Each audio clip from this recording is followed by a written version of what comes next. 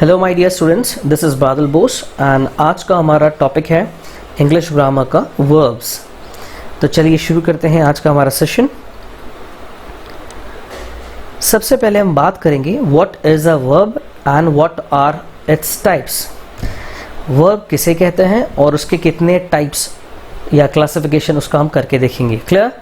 So guys, verb is any action और movement denoting word. क्रिया या वर्ब ऐसा वर्ड होता है जो किसी एक्शन को या मूवमेंट को डिनोट करता है। इसे कई बार डूइंग वर्ड भी कहते हैं। क्लियर? और बात करें वर्ब के क्लासिफिकेशन की, तो वर्ब को आप दो मेजर पार्ट्स में डिवाइड कर सकते हैं। The very first is helping verb and the second one is main verb.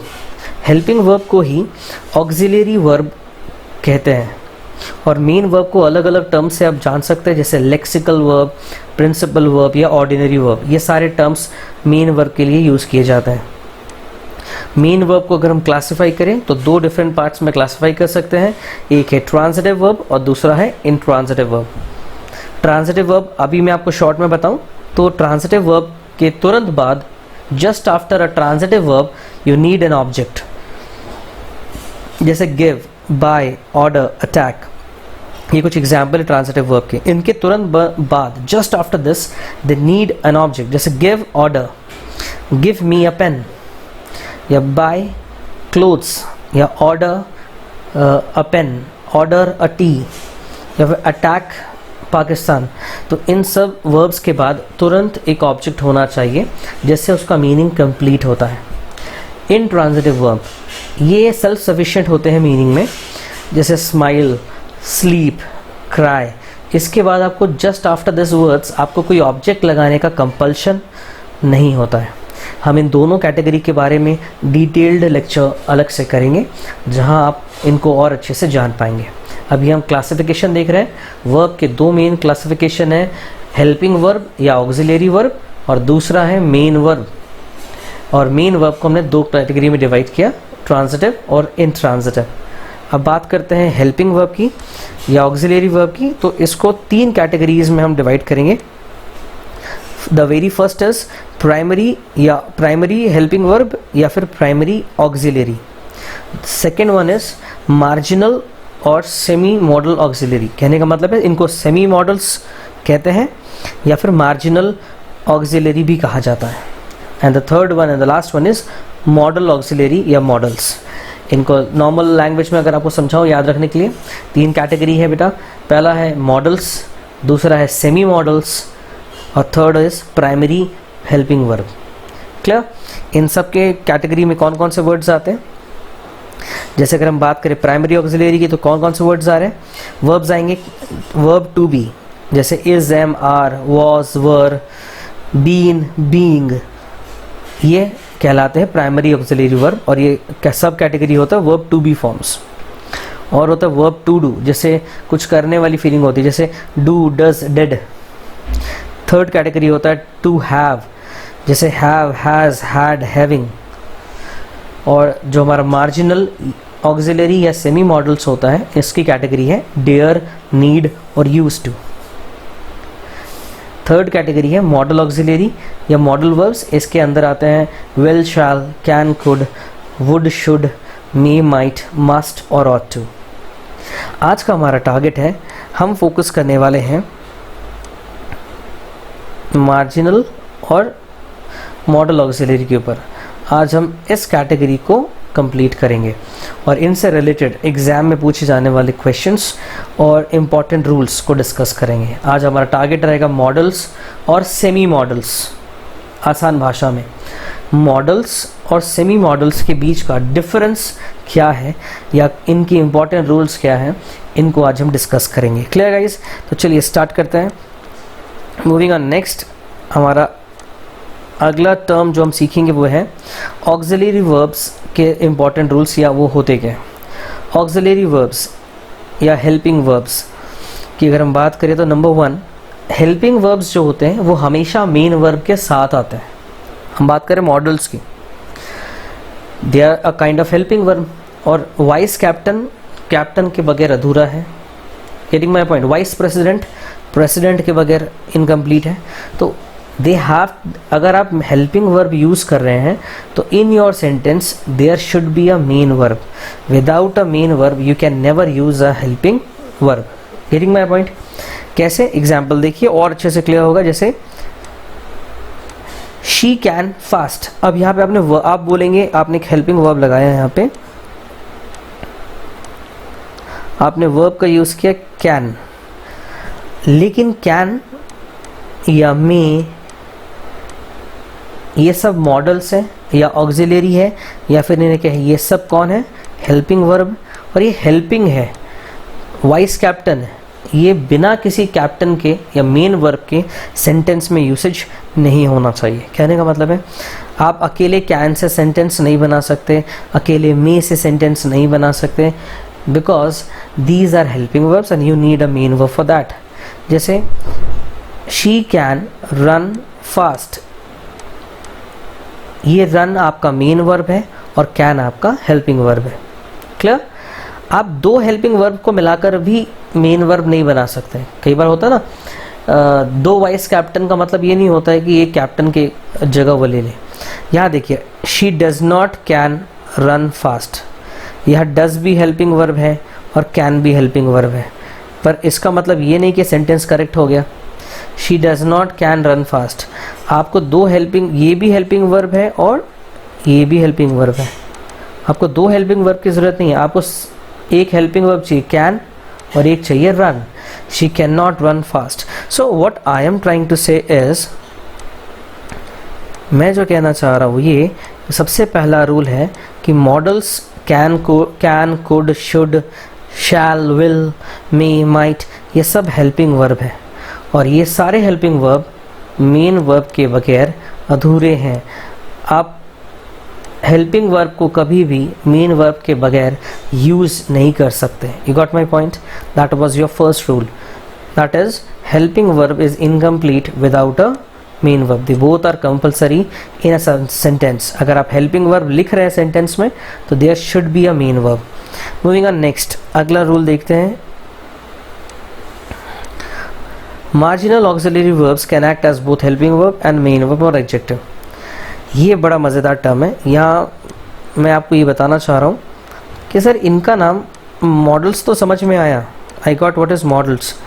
आपको मॉडल्स पता चल गया या ऑक्सिलरी पता चल गया. इसका मतलब होता है can, could, shall, should, may, might. पर सर ये सेमी मॉडल का मतलब क्या है? पर सर ये सेमी मॉडल या मार्जिनल ऑक्सिलरी का मतलब क्या है? सेमी मॉडल या फिर मार्जिनल ऑक्सिलरी का मतलब क्या है? मेरा मार्जिनल इनका नाम या सेमी मॉडल इसलिए क्योंकि ये पूरी तरीके से हेल्पिंग वर्ब नहीं है. पूरे तरीके से हेल्पिंग वर्ब नहीं है, नाम में ही सेमी है या मार्जिन. मार्जिन का मतलब क्या होता है? बॉर्डर. सेमी का मतलब होता है आधा. सो कहने का मतलब ये हेल्पिंग वर्ब तो है लेकिन कभी कभी ये मेन वर्ब का भी काम कर देते हैं. ये हेल्पिंग वर्ब है पर कभी कभी ये एडजेक्टिव का भी रोल प्ले कर देते हैं. क्लियर?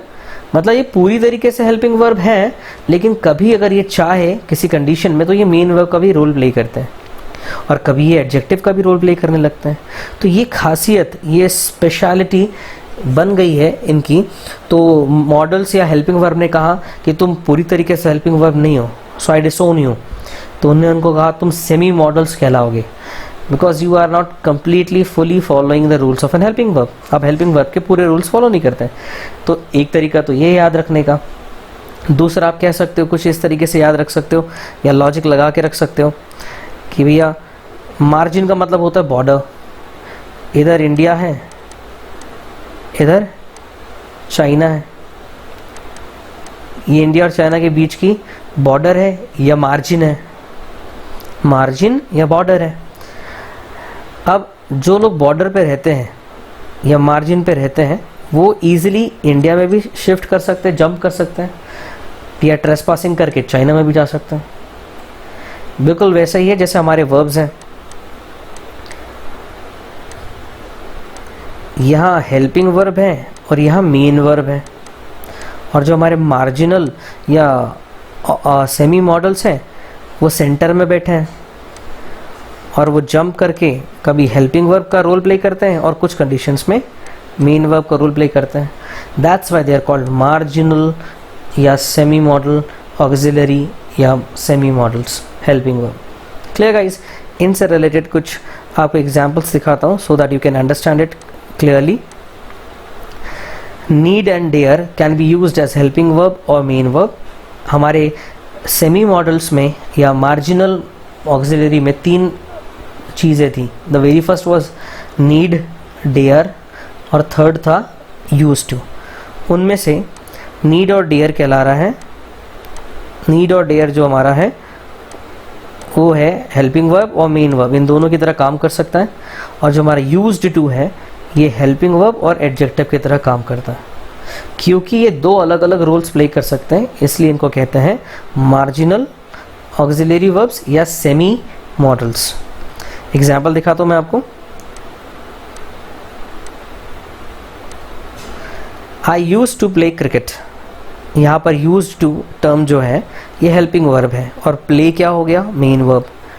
दूसरा सेंटेंस देखिए, I am use to driving long distance. यहाँ पर यूज टू एडजेक्टिव का रोल प्ले कर रहा है और driving is a noun. You need not do this job. यहाँ पे नीड हेल्पिंग वर्ब है and I need a pen, यहाँ पे नीड मेन वर्ब है. So what I am trying to say कि आप देखिए ये यूज टू हेल्पिंग वर्ब है और अगली ही सेंटेंस में यूज टू एडजेक्टिव का काम कर रहा है. थर्ड सेंटेंस में नीड हेल्पिंग वर्ब का काम कर रहा है लेकिन फोर्थ सेंटेंस में वो as a main verb use हो रहा है.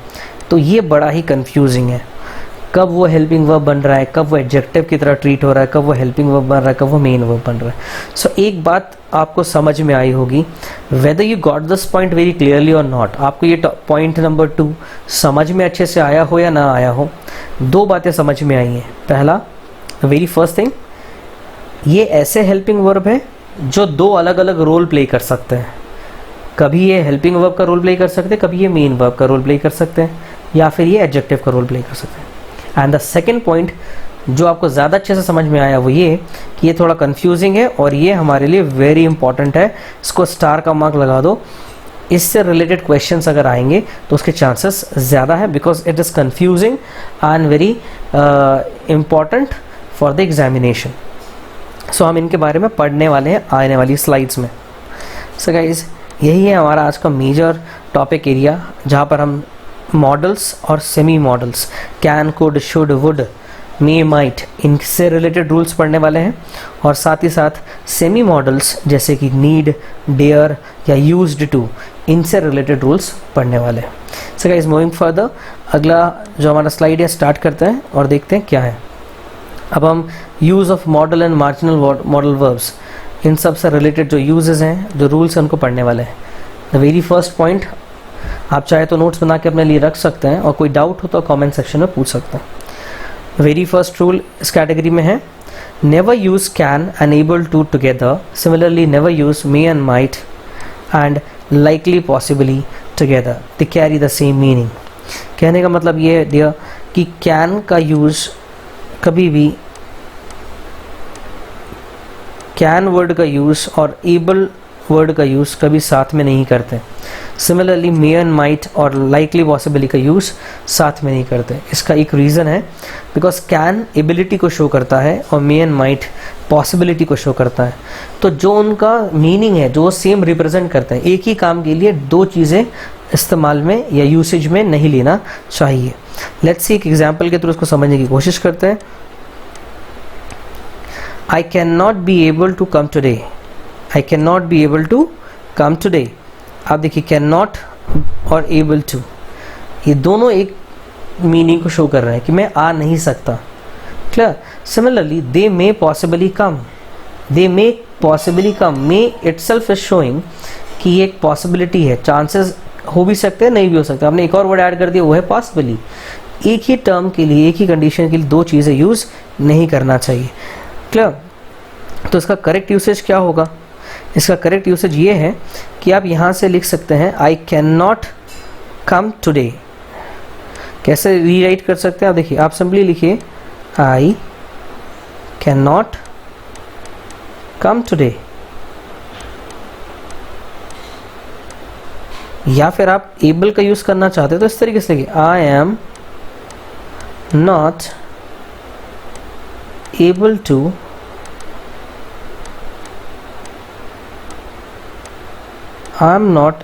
To come today. कहने का मतलब है अगर आप एबल का यूज कर रहे हैं तो आप कैन मत लगाइए, और अगर आप कैन का यूज कर रहे हैं तो आप एबल मत लगाइए। आप दोनों सिमिलर मीनिंग वर्ड्स के लिए एक साथ यूसेज जरूरी नहीं है। सिमिलरली आप दूसरा सेंटेंस है दे में पॉसिबली कम, आप दे में कम सीधा बोलिए, आप पॉसिबली को हटा दीजिए, दे में कम, no need to use possibly. So guys अगला रूल देखते हैं, यूज ऑफ शाल। अब शाल को लेकर हमारे मन में एक बड़ा क्लियर सा है, बचपन से हमें स्कूलों में पढ़ाया गया है और ज़्यादातर बच्चे क्लास में मेरे साथ ये शेयर करते हैं, सर शाल का यूज़ हमें पता है, आई और वी के साथ शाल यूज़ होता है, आई और वी के साथ शाल यूज़ होता है। तो मैं आपसे कहना चाहता हूँ बेटा ये चीज़ आप भूल जाइए जो आपने बचपन में पढ़ा था स्कूल लेवल में, that is an outdated thing. आज की डेट में आई और वी के साथ शाल यूज़ होता है और बाकी सब के साथ विल, ये ग्रामेटिकल रूल आउटडेटेड हो चुका है और ये फॉलो नहीं होता। अब हम पढ़ेंगे शाल का यूज़ एज एन मॉडल कैसे किया जाता है ग्रामर में यूज़। शाल का यूज़ हम यूज़ करते हैं to show determination, compulsion, advice, promise, threat, command या फिर सजेशन के लिए। मतलब जब भी whenever we want to show determination या कंपल्शन, मजबूरी हो, या किसी को हम सजेशन कर देते हैं या एडवाइस करते हैं, सलाह देते हैं, तो ऐसे सब कंडीशंस में हम यूज़ करते हैं शाल का। और आपको अब जानकर मज़ा आएगा कि आई और वी के साथ जो हमने बचपन में पढ़ा है कि शाल आता है, उसका जस्ट ऑपोजिट होने वाला है। मतलब आई और वी के साथ हम यूज़ करेंगे विल और बाकी सब के साथ यूज़ करेंगे शाल। इन सब चीज़ों को शो करने के लिए हम देखिए आई और वी के साथ यूज़ करने वाले हैं विल, और बाकी सब के साथ यू, ही, शी, इट, दे, इन सब के साथ यूज़ करने वाले हैं शाल। और ये सब क्या शो करता है बेटा? Compulsion, advice, promise, threat, command, ये सब शो करने के लिए शाल का यूज़ होता है। आपको सेंटेंस समझ में आएगा एग्जाम्पल के through. He shall be here before class starts. कहने का मतलब है उसे क्लास स्टार्ट होने से पहले यहाँ आ जाना चाहिए। He shall be here before class start. देखो ही के साथ हमने क्या यूज़ किया? शाल। एक तरीके से ऑर्डर दिया है, कंपलसरी बनाया है कि क्लास स्टार्ट होने से पहले उसे यहाँ आ जाना चाहिए। और वही चीज़ अगर ये कंपल्शन हम यूज़ करें आई के लिए, तो हम आई के साथ और वी के साथ शैल नहीं यूज़ करेंगे, क्या यूज़ करेंगे? Will. I will have to come before class starts. तो आपने देखा जो आपने बचपन में पढ़ा है कि आई और वी के साथ शैल आता है, उसे दिमाग से हटा दीजिए। शैल का यूज़ मॉडर्न इंग्लिश में आज की डेट में अगर हम यूज़ देखें तो यूज़ होता है determination, compulsion, advice, promise, threat, command या सजेशन के लिए होता है। क्लियर? और वो भी रिवर्स ऑर्डर में। यहाँ पर आई और वी के साथ हो जाता है विल और बाकी सब के साथ आता है शैल। क्लियर? जैसे आपको कहना है सर क्या अब हम जा सकते हैं, तो यहाँ पे आप एक रिक्वेस्ट कर रहे हैं या सजेशन दे रहे हैं या एडवाइस कर रहे हैं या कमांड करना चाह रहे हैं, तो sir shall we go now, shall we go now, क्या अब हमें चलना चाहिए? क्लियर है? जैसे मैं आपसे एक सजेशन पुट करना चाहता हूँ या मैं आपसे एक एडवाइस देना चाहता हूँ, क्या हम नया टॉपिक स्टार्ट करें? तो sentence will be like shall we start new topic. Are getting my point? तो ये सारी चीज़ें होती है शैल का यूसेज। आपने अगर ध्यान से देखा तो सजेशन के बाद यह एक एस्ट्रिक का साइन है, और आप जानते हो एस्ट्रिक का मतलब होता है कंडीशन अप्लाई। तो यहाँ पर कंडीशन ये है कि सजेशन के लिए आप शैल का यूज़ सबके साथ करेंगे, आई और वी हो या कुछ भी हो। In every case you are going to use shall. So suggestion को छोड़कर बाकी जगह आप आई और वी के साथ विल लगाएंगे और बाकियों के साथ शाल। लेकिन अब सजेशन की बात करें तो सबके साथ शाल का यूज़ होगा। तो मेरा जो पर्पस है अभी आपको ये बताने का वो ये कि आप शाल को लेकर थोड़ा क्लैरिटी दिमाग में रखें कि बचपन की जो आपकी हैबिट है जानने की कि आई और वी के साथ शाल आता है और बाकी सब के साथ विल, उससे थोड़ा एक स्टेप आगे जाए और एक नई चीज़ सीखे। क्लियर? तो ये ग्रामेटिकल कॉन्सेप्ट था शाल का यूज़। मूविंग ऑन नेक्स्ट, अगला हम देखते हैं। ये एक एग्जाम्पल आपके सामने, will we go to police station. यहाँ पे एक सजेशन दे रहे हैं, क्या हमें पुलिस स्टेशन जाना चाहिए? तो यहाँ पर एक सजेशन है और सजेशन के लिए किसी भी केस में आप किसका यूज़ करते हैं? शैल, चाहे आई हो, वी हो, दे हो, यू हो। तो यहाँ पे सही आंसर है shall we go to police station. Getting my point guys, it will be better, मैं सजेस्ट करूँगा कि आप नोट्स बनाते चले ताकि आपको इसका प्रॉपर यूसेज रिविजन होते चले। मूविंग ऑन नेक्स्ट स्लाइड, अगला क्वेश्चन हम अगला रूल देखते हैं, यूज़ ऑफ यूज्ड टू। ये बहुत इंपॉर्टेंट है, कई बार एग्जाम्स में आया है और काफ़ी कंसेप्चुअल क्वेश्चन है। और यूज टू अभी आपको याद होगा, यूज टू कौन सी कैटेगरी में आता है बेटा? यूज टू मॉडल है कि सेमी मॉडल है? Yes correct, it's a semi model. मतलब ये हेल्पिंग वर्ब का भी काम करता है और साथ ही साथ एडजेक्टिव का भी काम करता है। क्योंकि ये डुअल रोल प्ले करता है इसीलिए इसको किस कैटेगरी में रखा है? सेमी मॉडल की कैटेगरी में। चलिए देखते हैं इसका usage. Same as would for past actions और रूटीन। वुड की तरह ये भी पास्ट एक्शंस को या रूटीन्स को डिनोट करता है। जैसे हम कहते हैं ना, हिंदी में अगर मैं बताऊँ को सेंटेंसेस, किया करता था, किया करता था। जैसे मैं समर वेकेशंस में अपने गांव जाया करता था, समर वेकेशंस में मैं क्रिकेट खेला करता था। सो कुछ किया करता था जो आपका पास्ट रूटीन था या फिर पास्ट में आपकी हैबिट थी जो अब नहीं है, which is not in present. Clear? इसके लिए वुड का यूज़ करते हैं और यहाँ पर हम उसी की तरह यूज्ड टू को लगा सकते हैं। जो एग्जाम्पल देखते हैं, इनके अफर्मेटिव, नेगेटिव, इंटरोगेटिव स्ट्रक्चर भी देखेंगे किस तरीके से लिखा जाता है। जैसे he used to play chess, वह चेस खेला करता था। He used to play chess, used to play chess, पहले खेला करता था, पास्ट में, प्रेजेंट में नहीं खेलता है। Getting my point?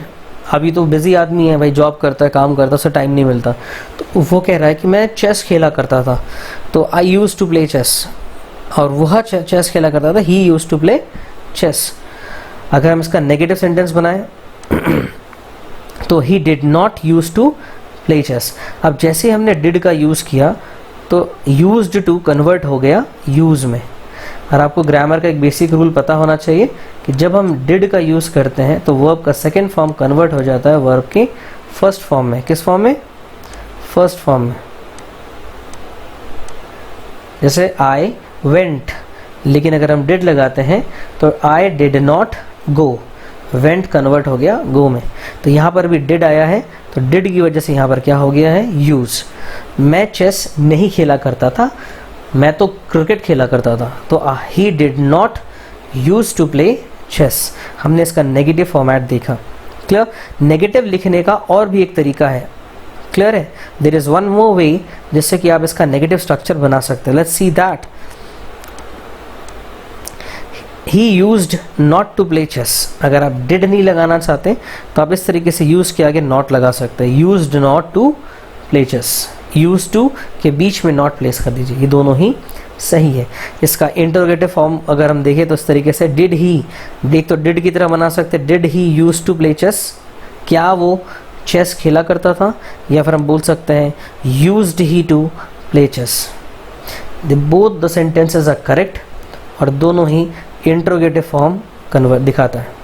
इन सभी सेंटेंसेस में अभी तक हमने बात किया है यूज टू को एज अ हेल्पिंग वर्ब। कैसे यूज़ किया है? Helping verb. लेकिन अगर हम बात करें यूज टू की तो ये तो हेल्पिंग वर्ब भी है और एडजेक्टिव का भी काम करता है, तभी ये क्या कहलाता है?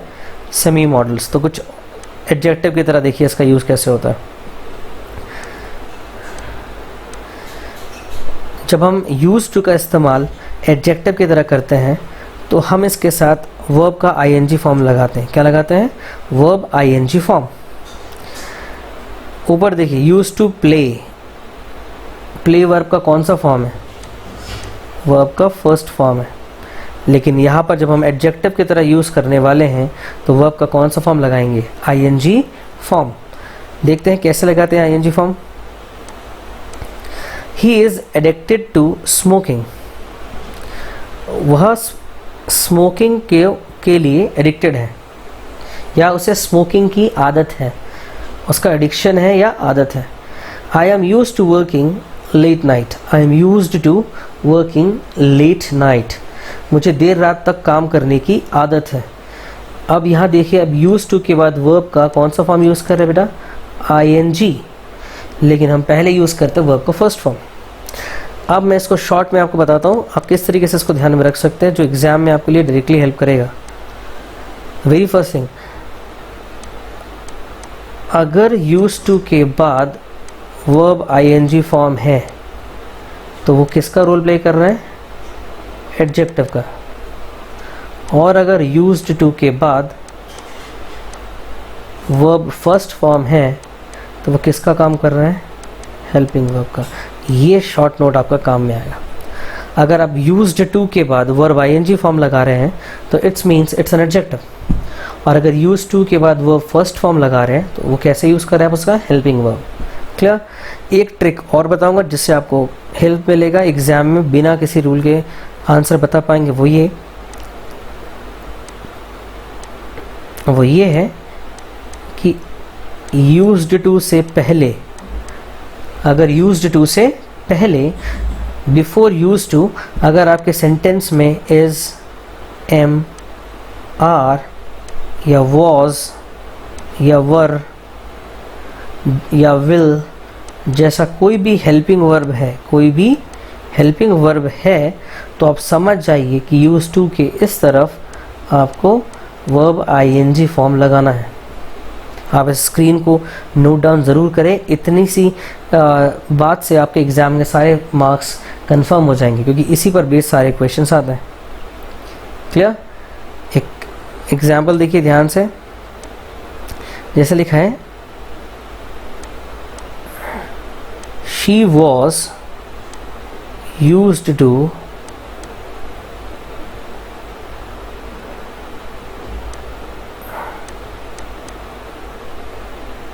she was used to play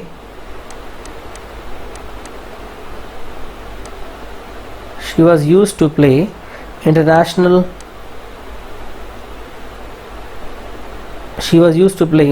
matches.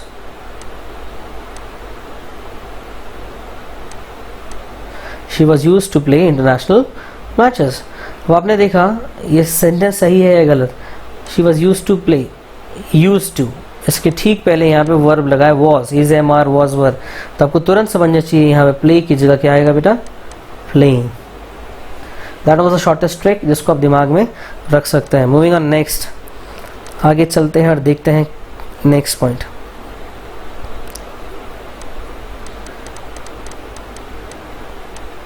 हमारा अगला इंपॉर्टेंट पार्ट है हैड बेटर। ये एक हेल्पिंग वर्ब है, मॉडल्स हैं।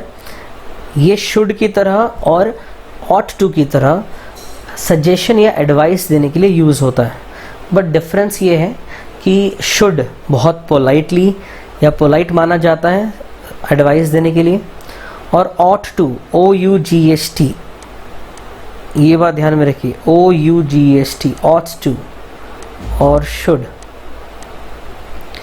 ये दोनों सेम है, दे बोथ आर इक्वल। दोनों का यूज़ होता है एडवाइस देने के लिए। क्या देने के लिए, एडवाइस देने के लिए। दोनों में डिफरेंस क्या है, शुड मॉडर्न इंग्लिश में यूज़ होता है और ऑट टू ये आपका आउटडेटेड है, आर्काइक यूज़ है।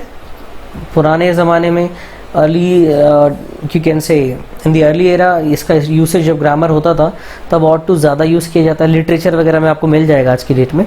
तो ऑट टू थोड़ा पुराना है, आज की डेट में यूज़ में कम आता है मॉडर्न इंग्लिश में, और शुड मॉडर्न में है, और दोनों का मीनिंग सेम है, एडवाइस। जहाँ पर आप शुड लिखते हैं वहाँ पर आप ऑट टू भी का यूज़ भी कर सकते हैं, कोई डिफरेंस या कोई गलती या मिस्टेक नहीं है। इन्हीं से मिलता जुलता, शुड और ऑट टू से मिलता जुलता आज का हमारा ये वर्ड है, इसे कहते हैं हैड बेटर। हैड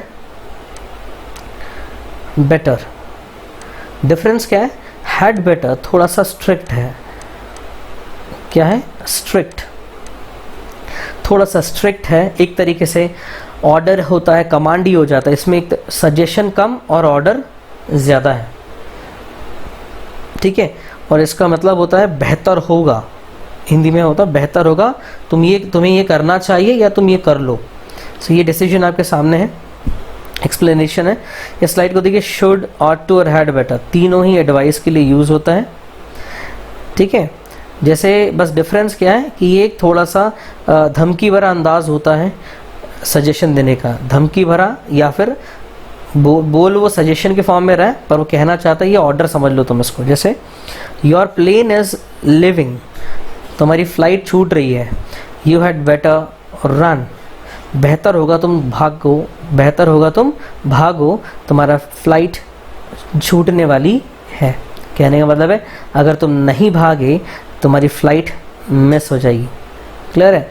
एक और एग्जांपल जैसे दिया है, you had better finish the report, आपका बॉस आपसे कहता है बेहतर होगा तुम अपनी रिपोर्ट फिनिश कर लो, कहने का मतलब है तुम्हें अपनी रिपोर्ट फिनिश करनी चाहिए। तो एडवाइस देने के लिए शुड होता है, ऑट टू होता है और हैड बेटर होता है। तीनों में डिफरेंस क्या है, शुड एक फ्रेंडली एडवाइस होती है, ऑट टू पुराने ज़माने की इंग्लिश है, मॉडर्न इंग्लिश में यूज़ नहीं होता है, हैड बेटर एक तरीके से धमकी भरा अंदाज होता है कहने का, लेकिन एडवाइस का ही एक फॉर्म है। क्लियर है गाइस। चलिए चलते हैं अगले स्लाइड में। अब हम बात करेंगे use of dare and need.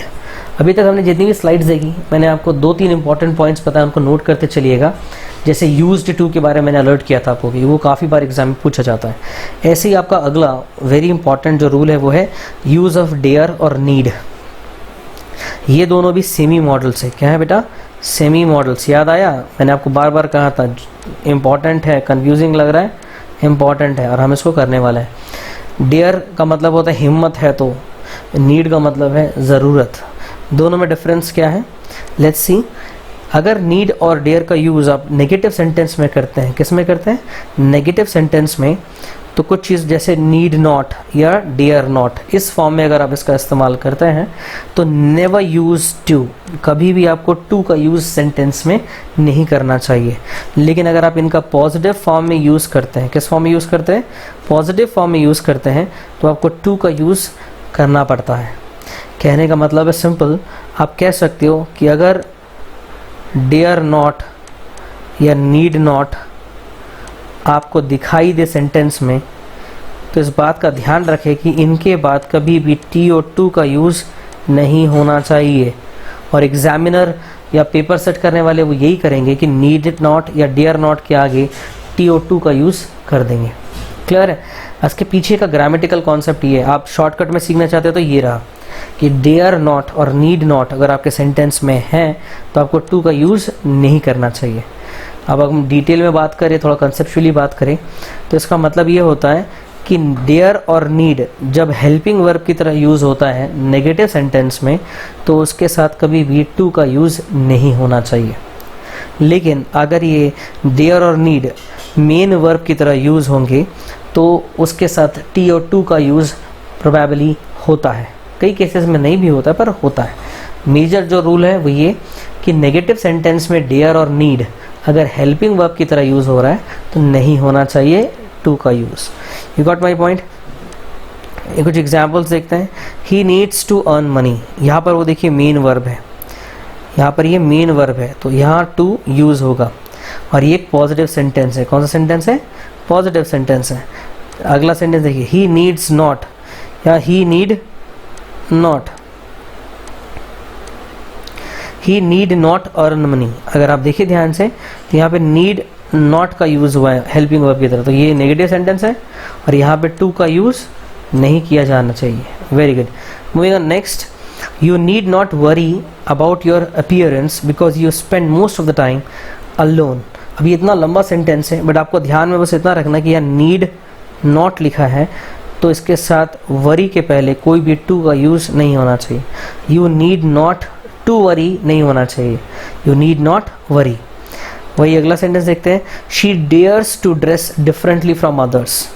अब ये नेगेटिव सेंटेंस नहीं है, ये एक पॉजिटिव सेंटेंस है और यहाँ पे ड्रेस एक वर्ब है और dare to, she dares to dress differently from the others. क्योंकि ये पॉजिटिव सेंटेंस है तो हमने यहाँ पे क्या लगाया है, TO2। So guys very common rule है, अगर नेगेटिव फॉर्म में है नीड नॉट, डेयर नॉट, तो आपको कभी भी टू का यूज़ नहीं करना चाहिए। You got my point. Moving on next, ये कुछ और एग्जाम्पल है। अगला रूल है जो इम्पोर्टेंट आपके स्क्रीन पर, हमने अभी तक जितने भी मॉडल्स पढ़े हैं जैसे may, might, can, could, should, would, shall का यूज़ भी देखा, यूज्ड टू का यूज़ देखा, इन सब का पैसिव फॉर्म में क्या होगा। हमने हमारे पिछले लेक्चर में पैसिव वॉइस के बारे में बात की थी और वहाँ मैंने आपको मॉडल्स के बारे में बताया था कि इनका पैसिव कैसे बनता है। तो देखिए डबल रिवीजन हो जाएगा आज, बड़ा सिंपल सा है। I can speak French, French can be spoken by me. Simple है, आपने किसका यूज़ किया, बी का यूज़। वही अगर हम एक और कैटेगरी होता है मॉडल्स का, अगर हैव के साथ यूज़ हुआ है, could have, should have, would have, अगर हैव का यूज़ होता है तो जब हैव का यूज़ है तो उसका पैसिव कन्वर्ट कैसे होता है, हैव बीन। हम उसके साथ क्या लगाते थे, हैव बीन। तो मॉडल्स का पैसिव दो तरीके से बनता है। पहला, अगर ये कैन, विल, शैल ऐसे यूज़ में है तो उसके साथ हम क्या लगाएंगे, बी। लेकिन अगर हम बात करेंगे could have, should have, would have इनकी, तो इनके पैसिव फॉर्म में हम यूज़ करेंगे have been. Clear guys, you got it. यहाँ पर आप नोट डाउन कर सकते हैं एक और इम्पॉर्टेंट बात कि मॉडल्स के साथ यूजुअली वर्ब फर्स्ट फॉर्म का ही यूज़ होता है। कौन से फॉर्म का यूज़ होता है, वर्ब फर्स्ट फॉर्म। जब हम मॉडल का यूज़ करते हैं तो हमेशा वर्ब का फर्स्ट फॉर्म होता है, लेकिन मॉडल्स के साथ अगर हम हैव को यूज़ करने लगे तो वर्ब का थर्ड फॉर्म यूज़ होता है। और पैसिव वॉइस में पिछली स्लाइड में बताया था, क्लास में मैंने बताया था, हमेशा वर्ब का थर्ड फॉर्म यूज़ होता है। डजंट मैटर मॉडल हैव के साथ आ रहा हो या नहीं आ रहा हो। कीप इन माइंड, ये इंपॉर्टेंट रूल है। पिछली क्लास में हम बात कर चुके हैं इसके बारे में पैसिव वॉइस की, लेकिन आज एक बार और रिवीजन हो गया। होगा नेक्स्ट स्लाइड, अगला रूल देखते हैं important, modals in past tense. Past tense पे अगर हम बात करेंगे तो कुछ एक एग्जांपल लेके समझते हैं। Rahul told me that he can help me. Told is a past tense, आगे लिखा है कैन। राहुल ने कहा था वो मेरी मदद कर सकता है। मीनिंग सही है, जो वो बोलना चाहता है वो बिल्कुल सही है, लेकिन ध्यान रखने वाली बात है कि जैसे हमने देखा टोल्ड, टेल का सेकंड फॉर्म क्या होता है, टोल्ड। ये वर्ब सेकंड फॉर्म, हमें तुरंत पता चला ये कौन सा टेंस है, पास्ट। तो पास्ट टेंस में हम मॉडल्स का पास्ट फॉर्म यूज़ करेंगे और कैन का पास्ट फॉर्म होता है could. The right answer is Rahul told me that he could help me. तो वेरी इंपॉर्टेंट रूल आपको ध्यान रखना है कि जितने भी पास्ट फॉर्म में मॉडल्स के, मे का, might, can, could, will, would, shall, should, अगर आपका सेंटेंस पास्ट टेंस में है तो कभी भी मे का यूज़ ना करें, कैन का यूज़ ना करें, विल का यूज़ या शैल का यूज़ नहीं करेंगे। हम पास्ट टेंस में पास्ट फॉर्म का ही यूज़ कर सकते हैं। हमें किसी भी सर्कमस्टेंस में दूसरा फॉर्म यूज़ करने की परमिशन नहीं है। सो फ्रेंड्स, आज हमने बात की वर्ब्स की, और वर्ब्स में हमारा आज का जो फोकस था, जो हमारा मेजर एजेंडा था, वो था semi modals, dare, need, use to. Semi modals कौन कौन से थे, डेयर, नीड, यूज टू, इन सब के बारे में हमने बात की। और वही हमने बात की मॉडल्स के बारे में। मॉडल्स मतलब ऑक्सिलरी, कौन कौन से ऑक्सिलरी की बात करी, can, could, may, might, shall, should, इन सब के बारे में डिस्कशन किया। इन सब से रिलेटेड इंपॉर्टेंट रूल्स देखें। हमारे अगले लेक्चर वीडियो में हम बात करेंगे मेन वर्ब की, जो हमारे ट्रांजिटिव वर्ब है, इनट्रांजिटिव वर्ब है, और वर्ब के फॉर्म्स की। इन सब के बारे में डिस्कशन करेंगे। साथ ही साथ जैसे मैंने आपको पिछले लेक्चर में स्टडी मटेरियल और साथ ही साथ प्रैक्टिस के लिए क्वेश्चंस प्रोवाइड किए थे, इस टॉपिक के भी आपको स्टडी मटेरियल और साथ ही साथ प्रैक्टिस क्वेश्चंस मैं आपको अवेलेबल कराऊंगा। So keep learning, keep growing, all the best, see you in the next lecture.